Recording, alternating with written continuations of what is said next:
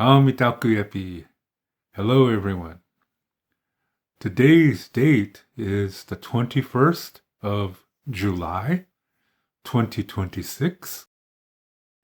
And there are a lot of fires happening in Canada.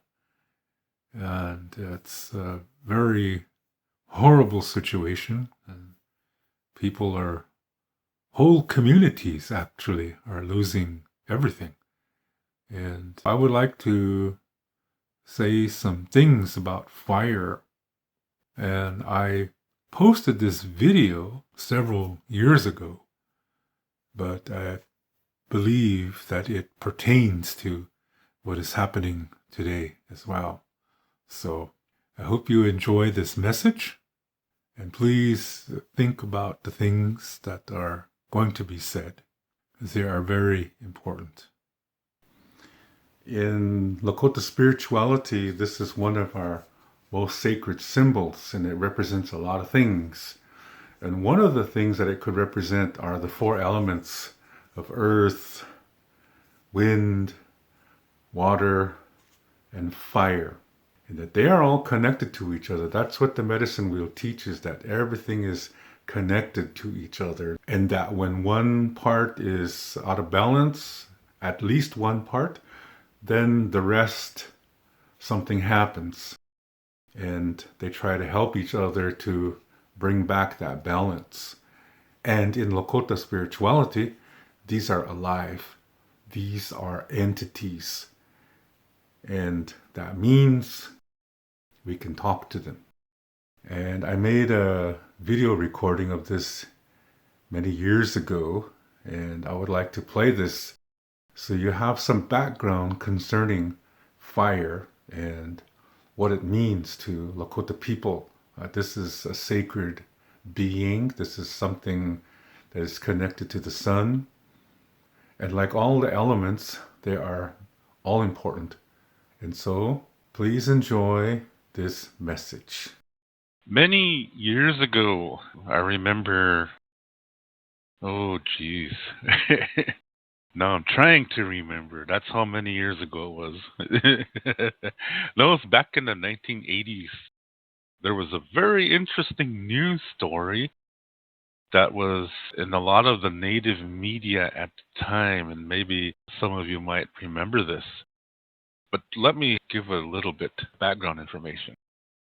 On most reservations, they have like a firefighter crew. And it's a seasonal job where it's mainly during the summertime. In America, in the Rocky Mountains especially, there is always firefights happening. Not just there, but all over America, big ones. And I remember in the late 1980s, it was a rough time, yeah, because it was really, really hot one summer. And there was just lots of fires happening. Anyway, because of this, a lot of tribes have firefighting training and programs, and you have to go through a rigorous training, and then you take a test, and you have to be physically healthy for this. So you got to go to the doctor and get checked out. You got to be in really good shape for these jobs. So guys and gals, there are ladies in here too, yeah? The ones who really take this serious, they're training all winter long, yeah? And then early spring, they get ready for the testing in the late spring.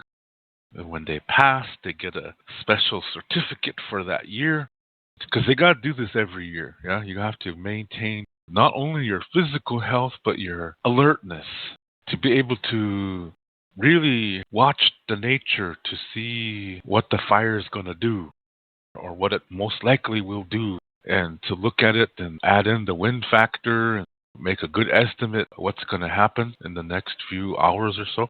Just things like that. I've some cousins that were on this, so I know a little bit about it. Anyway, it's a very high-paying job because it's very difficult work. It's very, very strenuous. You're working all day and you just sleep a few hours, and then as soon as you wake up, you're working. Yeah, you're not watching TV or no relax time. Yeah, you have to get up and get right on it again. Very difficult job. Native Americans, especially those who live where it's really hot, they can stand extreme heat temperatures more so than a lot of the non-native people. And just about every tribe has a crew. So they get the call, they all assemble at the local fire station. I remember seeing that. Yeah, sometimes we went and go shopping, then all of a sudden you see all these young Lakota people sitting around at the BIA fire hall waiting. Yeah, they're waiting for a bus to pick them up, and they're going to get transported to probably an airport, and they're going to get on a plane, and they're going to fly someplace to Colorado or California or Oregon or Idaho or wherever there's a huge fire going on. So they're all psyched up and ready to go. Yeah. They have their sleeping bags ready and their canteens and all their firefighting gear, and they're all ready to go. It's really exciting to see that, yeah. Anyway, so they're all in anxious, happy mood because this is what they do, yeah. This is their job, and this is what they trained for all year. Now they're going to use their skills. It's very impressive.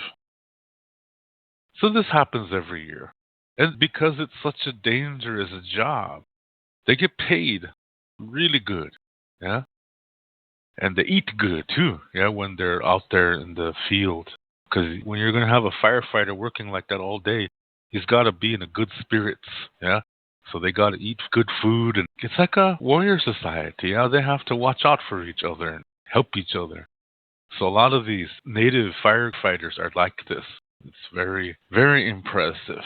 Yeah, very brave young men and women. Anyway, in the late 1980s, there was a crew from the White Mountain Apache tribe. And they were fighting a fire in Colorado, in southern Colorado. It was a very difficult one. The wind kept changing directions all the time. So this fire was going all over the place. It was a wildfire. And here, two of these Apache guys saw something in the flame. They thought they saw some men standing in the flame. These people in the fire, they were not burning. They were not in pain or anything. And they noticed they had really strange looking clothes. Yeah, very strange looking clothes. And one of the fire people looked at them, and he had a really mean look. He was like angry. So immediately they told their chief, yeah, their firefighter chief, they told him what they saw. A lot of these guys are traditional. So the crew chief said, okay, everybody, load it up. We're out of here. And they understood. They understood that they have to be out of there as soon as possible. So they all loaded up their gear and they got the hell out of there as fast as they could. Now nearby there was some non-native firefighting crews, and they saw these Apaches leave. So they thought, what the hell's going on over there? Why are they leaving? Yeah, so they tried to stop these Apaches, but these Apache guys said, you wouldn't understand. There's something really bad's going to happen, and we're getting out of here. We're running for our lives. So these non-native guys, they didn't believe it. Yeah, they thought, shit, these fucking Indians are scared of anything. Goddamn, now it makes it harder for all the rest of us. That's what they were saying. Yeah, these white guys were saying that. But these Apache guys, they knew better. So they got the hell out of there, and sure enough, this thing turned into a monster really fast. And several non-native firefighters died because this fire grew so fast in just a few seconds. Yeah, in just a few seconds, this thing turned into a monster. And some firefighters got trapped in the ravine and they got roasted alive. They're crispy critters. So that was it. Yeah, that was all she wrote. Now, the two guys that saw the fire people, they had to go through a ceremony. This is something that's sacred for the Apache people. And I'm not going to say what it is because I have great, immense respect for the Apache. All I will say is that they had to go through a ceremony because, see, they saw something sacred. And when you see something this sacred, you have to go through some kind of a ceremony to bring you back to the ground, so to speak. Because if you see something like this and you're not a holy person, this could make you go crazy. It could really damage your mind. And you're going to have all kinds of problems, mental problems. And since the mind is connected to the emotions, you will have really weird reactions to certain things. All of a sudden, you're going to start crying for no reason at all. And this all is coming from that. So they have to go through some kind of ceremony to balance them back, to bring them back into balance so that they can be the normal people that they're meant to be. So that's what they did. They took these two young guys and they did one of their ceremonies for them, and they managed to come out of it. They were okay after that. And they're still fighting fires after that. They didn't scare them away. They faced their fear and they continued. See, weakness is a good thing because it can teach you. If you deny your weakness or you try to force it into a strength, you're going to become overconfident and you will make a very deadly mistake. So with these two guys, they faced it and they continued firefighting for several more years until they hung up their boots. They were getting a little bit older now, so make room for the younger ones coming in. It's a true story. This was in the Lakota Times newspaper. And this is where I read about that story. And I thought, wow, that's really cool. Fire people. Bet you didn't know there was such a thing. On the Lakota Star Knowledge creation story, it talks about a certain time period where the Wakantanka were allowed to create beings, and these beings had something to do with them. Now, I have to explain a couple of things here. Wakantanka is an organization.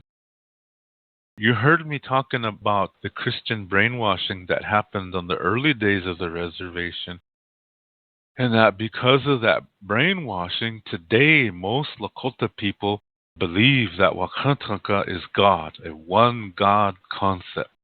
But this is false. The ancient view is Wakantanka is an organization of many people. And there's more than one of these organizations. And they all go by the name Wakantanka. And the reason why there's different organizations is because each organization does their work a little bit differently than the others. The goal is the same. It's just that each group does their work a little bit differently. But they still get things done. So Wakantanka is an organization. And at the time of the story that I'm talking about, there was only one Wakantanka. And at that time, there were 8 members. Today, there's 16 positions. But at the time of the story I'm focusing on, there were only 8. There was the sun, there was the moon, there was the thunder being, the mountain or the rock. There was the ozone, there was the wind, the earth, and the water. So these were the 8 entities. And they do take on physical attributes. So during this time, the leader of the Wakantanka, His name is Shkun. He said that they should create beings. And so Wakia, the thunder being, creates more Wakia. And the water makes creatures that live in the water. The earth creates more plants and things like that. The wind creates something. And then Ia, the mountain or the rock, creates creatures that live in circular rocks. They're called Tunga or Tungashi.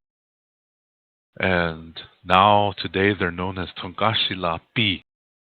You might be thinking, oh, he said Tungashila, that's God. No, it's not. See, again, because of that Christian brainwashing experience, most people today, when they hear the word Tungashila, they think it's God. And no, it's not. Because there's more than one. There's a bunch of them. So plural is Pi. So they say Tungashila Pi. This comes from Ia. They live in circular stones. They're like helper people, special helper people. It's a very beautiful concept. So the leader of the Wakantranka, his name is Shkun. Shkun creates creatures that live in his realm.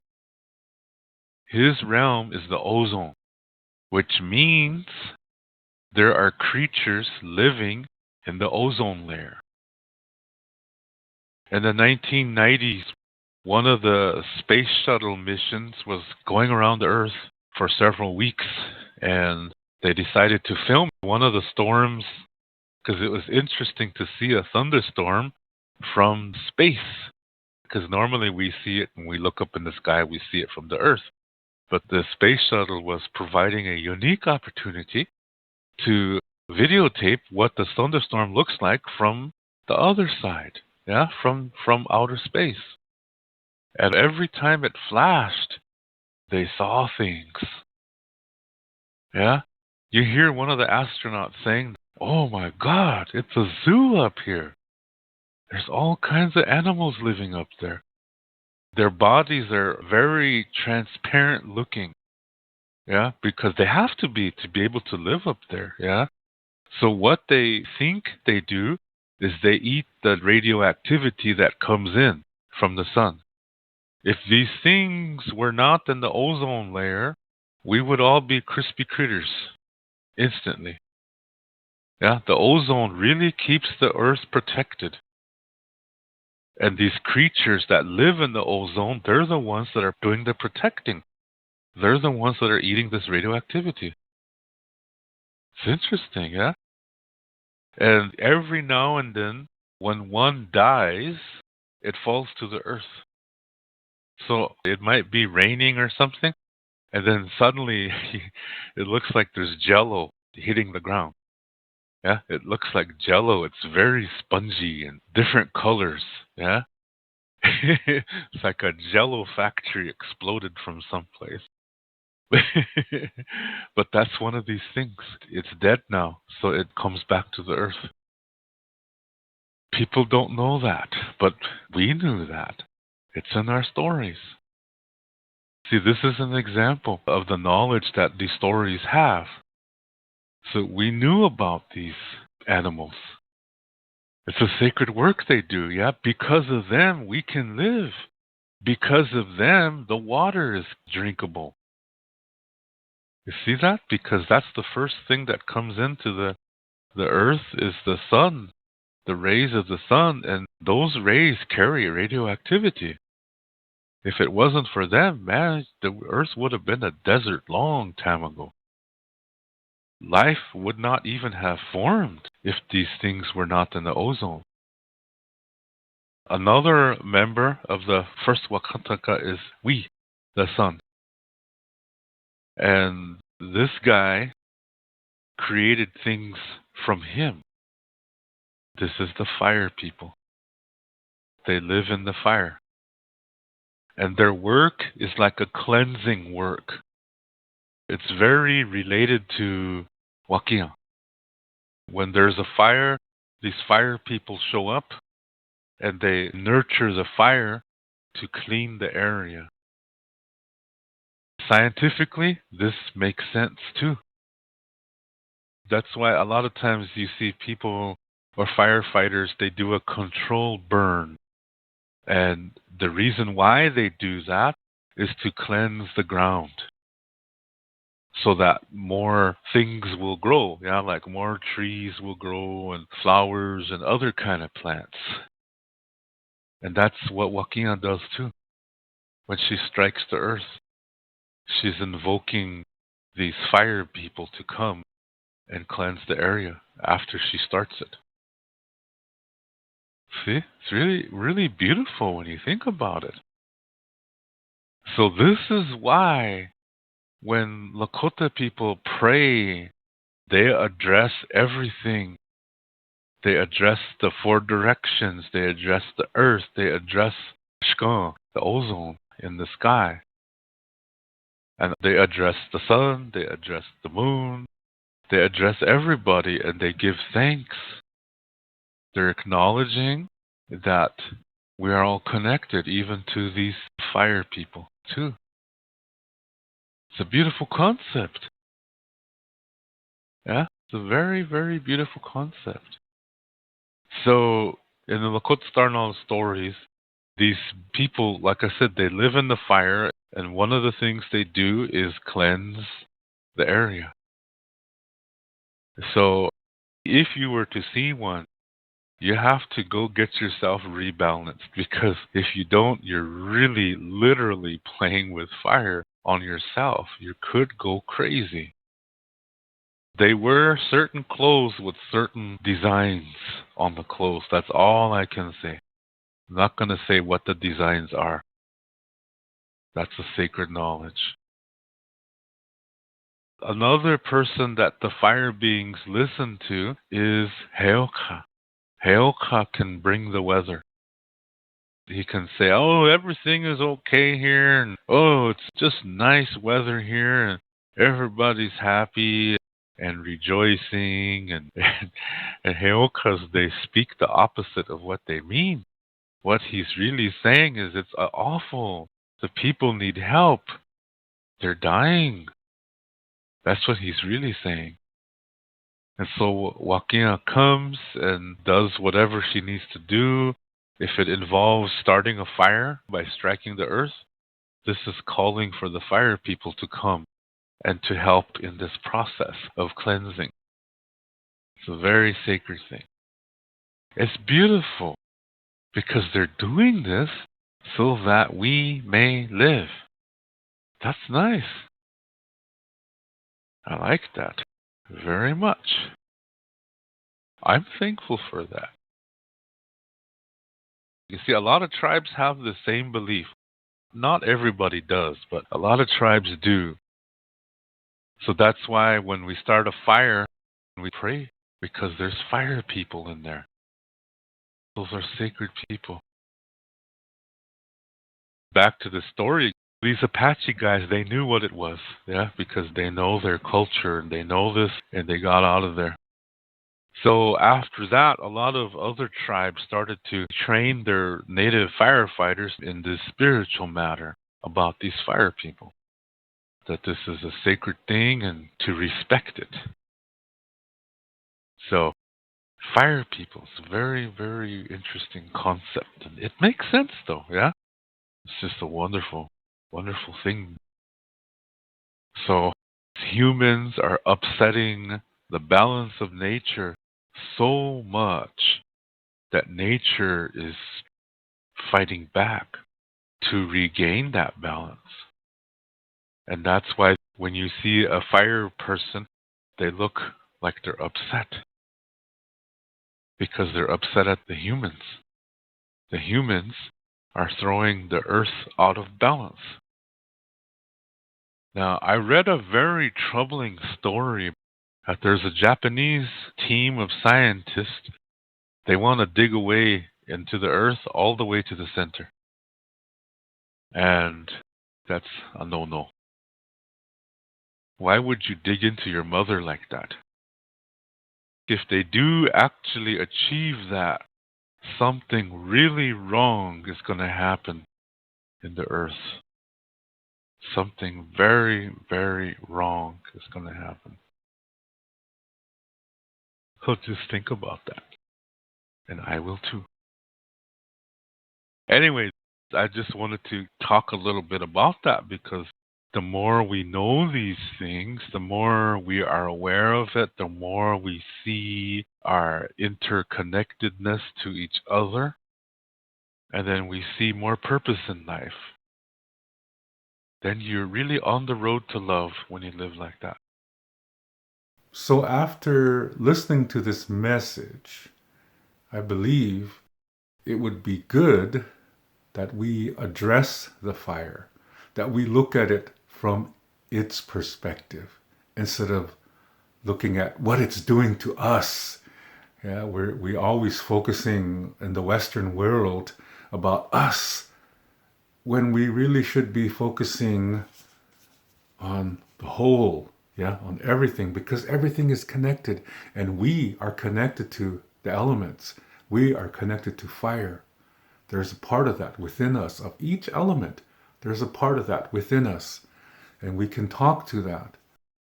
We do that because part of the elements are inside of us, so when we talk to that, we really have a communication, well, we have a connection to that element.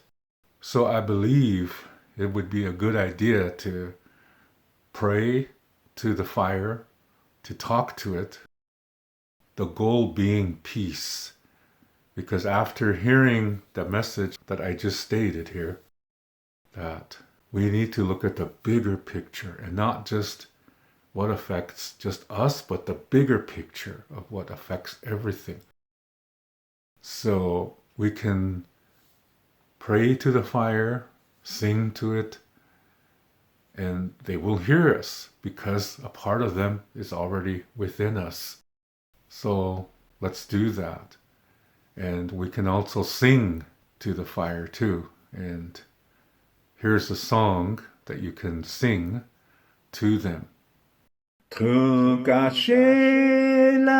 peta waka heya hoye wa yelo hai. Tukashela peta waka heya hoye wa yelo hai. Tukashela umakiayo wa maya gayo hey. Tukashela peta waka heya hoye wa yelo hey. Tukashela peta waka heya hoye wa yelo hey. Tukashela umakiayo wa maya gayo hey. Tukashela peta waka heya hoye wa yelo hey. Tukashela peta waka heya hoye wa yelo hai. Tukashela umakiayo wa maya gayo hai. Tukashela peta waka heya hoye wa yelo hai. Tukashela peta waka heya hoye wa yelo hai. Tukashela umakiayo wa maya gayo hai. So again, please consider that the fire has a perspective too, and that we should acknowledge it, respect it, and honor it, just as we respect and honor ourselves. We can do this with each other too, and pray for the outcome to be a peaceful one for all, not just the people, but the plants, the animals that are all affected by this, and for the fire. This is something that we have the power to do, and it influences everything. So we can have an influence on the role that this fire is playing, and try to look at the bigger picture and try to look at it from its perspective. And pray for one another, love one another, because we are all together. We are all connected to each other. That's Mitakuyepi, as is represented in this medicine wheel. I invite you to come visit my website at wolakota7.com. You can see the address on the screen, and here you can learn about the books that I've written and also some of the services that I offer. For example, spiritual consultation and Lakota language lessons. And you can see the books that I wrote, and one of them, called Keya Mato Stonehearts, I wrote with my wife. And if you would like to order these books or order any of my services, you can see all the information on the screen. And for more questions, please write to me at the email address that you see at the bottom right of the screen. Thank you very much for listening to this video, and I really appreciate your support of this channel. Also, thank you for the comments that you leave. I read them all, and I really appreciate them. And if there's information here that can help you, then that's cool. And if not, then, well, that's okay too. And thank you very much for being a part of this community. I invite you to visit my other channel, which is called Lakota Language from the Heart. And I'm putting a link to it in the video description. So check out my new channel, which is exclusively about learning to speak the Lakota language from the heart. Everything is a circle. There is no end. So that's why we say until next time, which in Lakota is Doksha-ake. And I'll catch you in the next video.